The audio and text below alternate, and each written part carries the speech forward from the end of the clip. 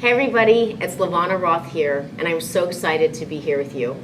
I serve as a board member on the Florida ASCD organization. I absolutely love it. You know why? Because isn't it exciting when you have a chance to do what I call step up and serve? Absolutely, and that's what you get to do when you work with organizations such as ASCD and Florida ASCD.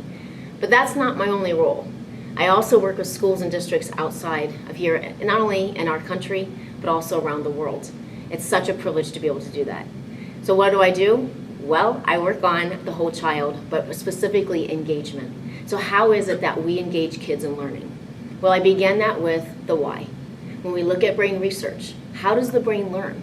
Because honestly, if we're going to teach students, we might as well teach to the brain. Because I don't know about you, but I have 3 degrees in education. Not one time did I have to take a class on how the brain learns. That makes no sense if you think about it. So we lay that foundation as the why. Why do we teach certain ways? Keys to memory retention, increase the learning. And then we also look at what. Well, the what you have, that's your standards, right? So we take the what, we take that with the why, and now we marry that with the how. And that's where that engagement can really kick in and kids can really get excited about learning. The whole child tenet for ASCD says that we want kids to be actively engaged in their learning and in their school and community. And that's exactly what we're going for. Daniel Willingham, cognitive scientist, said that we remember what we think about. Okay? We remember what we think about. That sounds so simple, yet isn't it so profound? So we want kids to be engaged in the learning so they actually remember what it is that they are supposed to learn. So in order to do that, we can do things that, for example, a strategy that I do is called the kinesthetic word web. And the kinesthetic word web is when you have a word web, you have in the middle the main idea, right, or topic, and then you have those details that go around. Well, if you think of taking that off a paper and we're going to pop it off, and we're going to put each component onto an index card. Now imagine this. Every student in the classroom gets an index card with a word, illustration, example, non-example. Ooh, that's a tricky one that we kick in there. They have something on their card, they stand up, and they have to go around and figure out, well, who do I relate to? Who do I make a group with? Once they determine that, they then have to decide, well, who has the main idea or topic? And once they now have that, they go to the final stage, which is they touch the shoulder of the student who has the main idea or topic.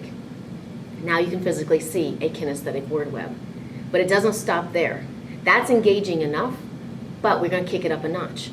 We're going to take more of how the brain learns, and we're going to start digging in some of those questions in higher order thinking. Because remember, I want you to be skipping out at the end of the day, bubble bath, massage, whatever it is that you want, and I want the kids dragging behind you because they've been doing the thinking. So you can ask them questions such as, let's say that it was about plants. I might say to them, what if we removed roots from the web? What if plants didn't have a root? Would that matter? Does that make a difference?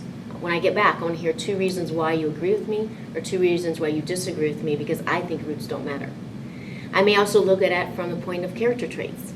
In the middle is a character, and we have traits going all around. They figure out which character has which traits.